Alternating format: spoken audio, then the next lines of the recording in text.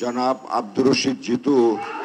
ঢাকা বিশ্ববিদ্যালয়ের পর এবার জাহাঙ্গীরনগরের কেন্দ্রীয় ছাত্র সংসদে বিশাল জয় পেয়েছে ইসলামী ছাত্র শিবির। জাকসুর 25টি পদের মধ্যে জিএস এজিএস মিলিয়ে 20টিতে জয়ী হয়েছে তাদের সমর্থিত সমন্বিত শিক্ষার্থী জোট।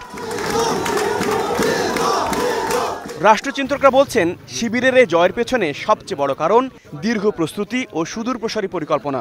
বিশেষ করে জুলাই গণঅভ্যুত্থানের পর তাদের নেয়া শিক্ষার্থী বান্ধব নানা কর্মসূচি জনপ্রিয়তা পায় ক্যাম্পাসগুলোতে।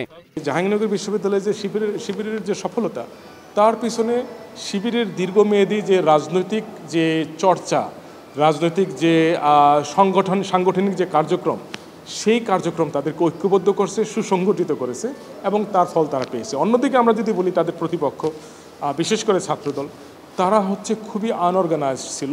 15 বছর তারা কোনো দল করতে পারে নাই। 15 বছর পরে তারা যখন ফেরত এসেছে, তখন সাংগঠনিকভাবে যে প্রস্তুতি নেওয়ার দরকার ছিল, সেই প্রস্তুতিটা তারা নিতে পারে না।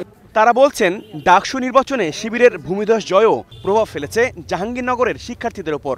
এছাড়া তাদের কৌশলী প্রচারণাও দাগ কেটেছে ভোটারদের মনে।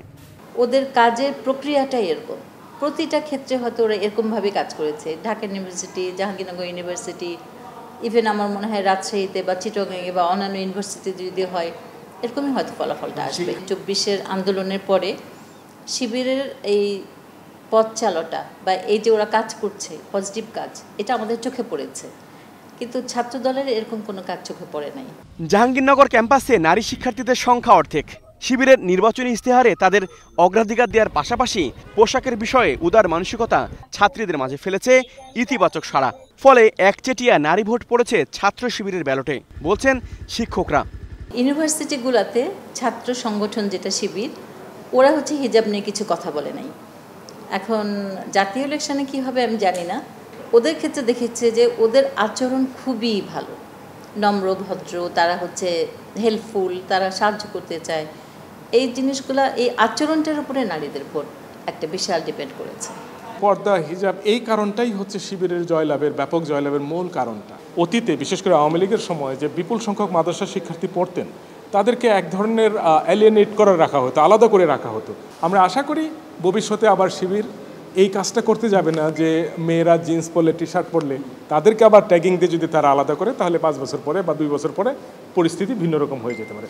এদিকে ডাকসু ও জাকসু নির্বাচনে জাতীয়তাবাদী ছাত্রদলের ভরাডুবি বিএনপির জন্য একটি কঠিন বার্তা উল্লেখ করে তারা বলেন, আসছে জাতীয় নির্বাচনে এর প্রভাব পড়ার শঙ্কা রয়েছে। যে কোনো নির্বাচনেরই জাতীয় নির্বাচনে প্রভাব থাকে, ফলে কিছুটা হলেও প্রভাব পড়বে।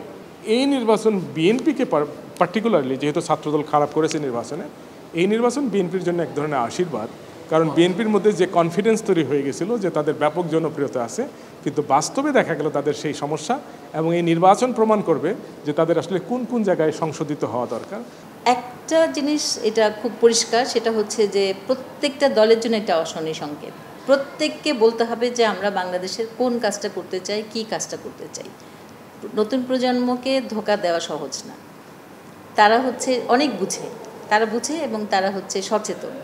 ক্যাম্পাসের ছাত্র সংসদ নির্বাচনগুলো বিশ্লেষণ করে রাজনৈতিক দলগুলোকে আরও সুদূরপ্রসারী পরিকল্পনা গ্রহণের পরামর্শ বিশ্লেষকদের। জামাত, এনসিপি সহ 8টি দল। হাবিবুর রহমান অফি, স্টার নিউজ, ঢাকা।